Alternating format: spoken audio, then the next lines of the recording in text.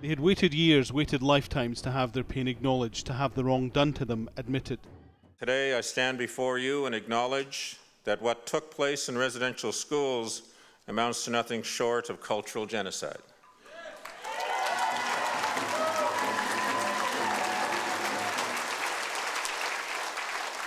It was nothing less than a systematic and concerted attempt to extinguish the spirit of Aboriginal peoples. But as the survivors have shown us, they have survived. For the Indigenous people of Canada, the First Nations as they're known, this was a moment for tears and cheers. For more than 100 years, generations of children had been forced into residential schools. There they faced physical, sexual and emotional abuse, all in an effort, said the government, to civilise the Indian. This has been a difficult, inspiring and very painful journey for all of us. The residential school experience is clearly one of the darkest, most troubling chapters in our collective history. Annie Johnson spent 10 years in a school in British Columbia. She left at the age of 15. 50 years on, she still carries the emotional scars. The messages that they gave us, like we were heathens, we were pagans. My way of life was no good.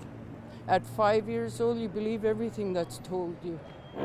I'm 65, 60 years past, and I'm still dealing with some of that stuff. So much more is known about what happened in these schools because of a court case survivors won 8 years ago. Part of the settlement was the establishment of a Truth and Reconciliation Commission.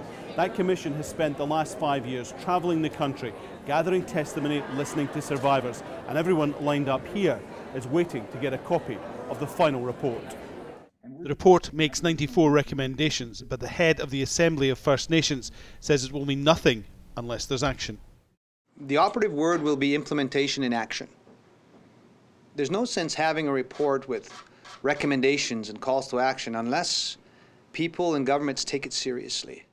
It's thought more than 6,000 children died in the schools. The figure may be higher. Record keeping was poor. The guilty could hide their secrets. For many here, they hope the report is not the end, but the beginning. For them, their people, and for Canada. Alan Fisher, Al Jazeera, Ottawa.